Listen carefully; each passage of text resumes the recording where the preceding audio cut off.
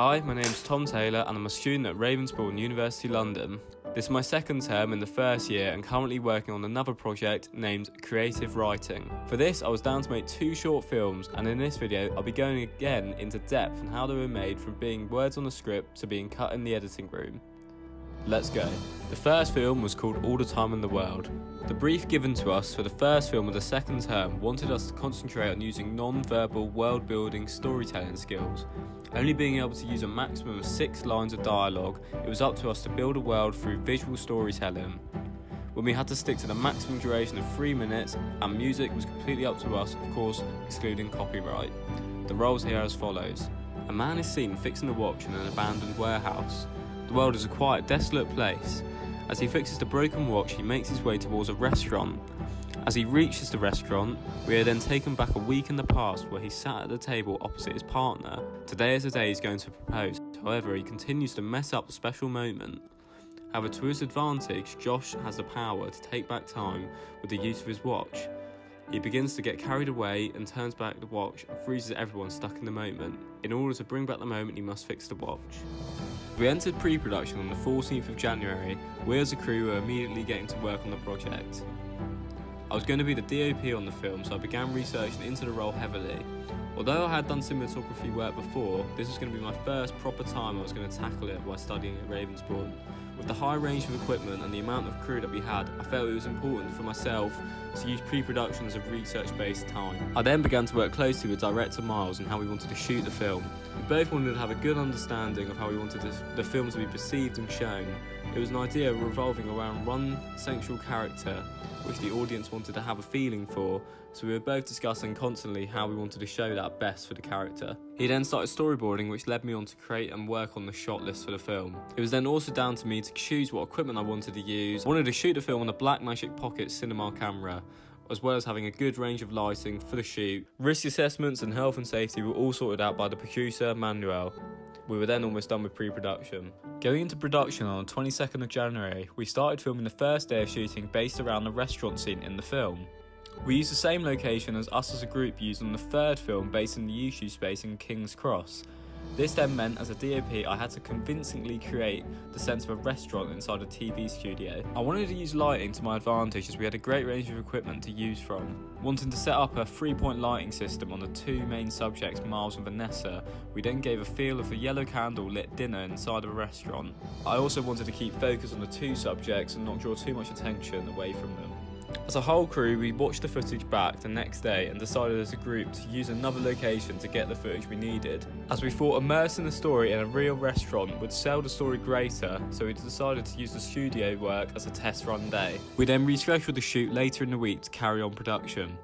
We had 2 main locations we wanted to film in, including a warehouse and a restaurant, which is where the majority of the story was going to take place. For the restaurant scenes, I still wanted to go for the modern, clean look that would show this as a classy restaurant. Instead of going for the yellow candle-lit look that would be more associated with an evening type situation, I wanted to go for a more blue, natural look that would be more associated with daylight. This was due to the new location inside the restaurant having a lot of access to natural light due to the style of the windows and the glass scenic look. For the warehouse scenes, I then wanted to go for a more contrasting look by giving it a more yellow tone to the light. I wanted to get this contrast from both locations to give a clear difference in time and place and show that within the warehouse scenes, Miles' character has been through a period of time. As Miles was a director and as the lead actor playing the role of Josh, it was important to still have a clear as possible communication when setting up each individual shot, so we were both on the same page in terms of story and structure. After we completed filming, we went into post-production.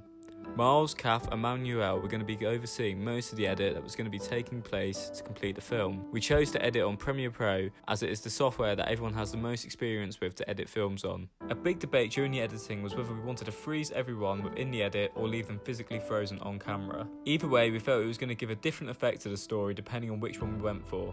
Rotoscoping each individual on camera was going to be a long process for the editor, however it could give another style to the story and possibly help the audience to understand what was happening happening in the script. We in the end chose to go for the physically frozen option, not only to save time, but to give a more realistic effect to what was happening in the world. For example, doing everything digitally can give the impression of an unrealism in the story. In order not to get that in story, we preferred to do it physically and have people actually staying still on camera. Foley sound was a must in post in order for us to get the enhanced sound that we needed. Going into depth for using the camera in the most effective way, for example, reading books such as Shot Psychology, the filmmaker's guide for enhancing emotion and meaning, as well as again another book that has really helped improve my filmmaking knowledge in general was a filmmaker's handbook, and would recommend it to anyone studying film. I then also learned a lot on production itself, how the DP can conduct themselves and how they place themselves on set. Working with director Miles closely to see exactly what we wanted on set was important. I wanted to constantly be on the same page as Miles and know exactly what we wanted from the story. I had a pretty solid plan for the production, however I felt I could have executed it better to save time. I felt I had a good understanding of how I wanted the film to look, and also got my look across well in the film and how I wanted to interpret it in the story. I felt overall all the time in the world worked well as a film and was something enjoyable to work on.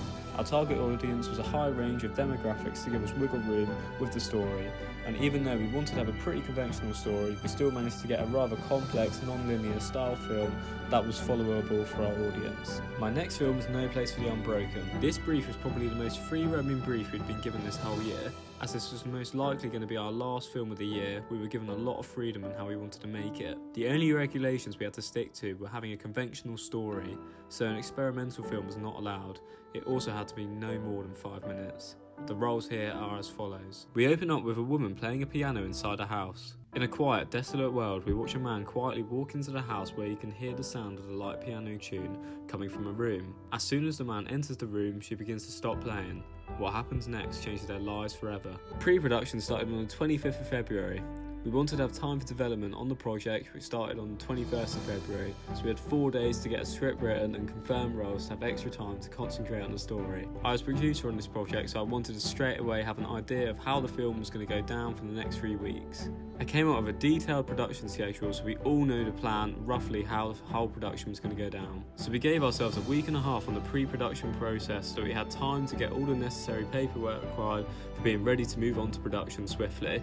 I wanted to be as planned as possible so that we couldn't be stressing early on in the process. Location was a relatively stress-free task. Storyboards/shot lists were both carried out by Miles and Manuel, who was the DP on the project. Production design was again relatively stress-free on pre-production. However, we did have a very large prop list including 2 guns, which is always a massive challenge to attain to. But without a doubt, the most stressful part of pre-production for me was acquiring actors. There were 2 main roles that we wanted to cast in, both Riley and Frank. We acquired self-tapes so that we could audition both the parts over video. The role of Frank was much easier to cast, giving it to Gabriel pretty early on in pre-production. However, getting a part for Riley was much harder. I eventually gave the role to Charlotte just 2 days before shooting. We were then ready to move into production. On set, it was the first time that Gabriel and Charlotte had met, so Miles felt it was really important to run through lines and rehearse the film with them. While that was happening, we were setting up on the set, getting the equipment all set up, helping Manuel with setting the lighting and the scene. Miles having clear goals for the story helped the whole process of production massively, having a clear vision on both a cultural and storytelling standpoint. The story shows creatives that feel out of place in society and feel pressured to live in a more socially acceptable conventional life.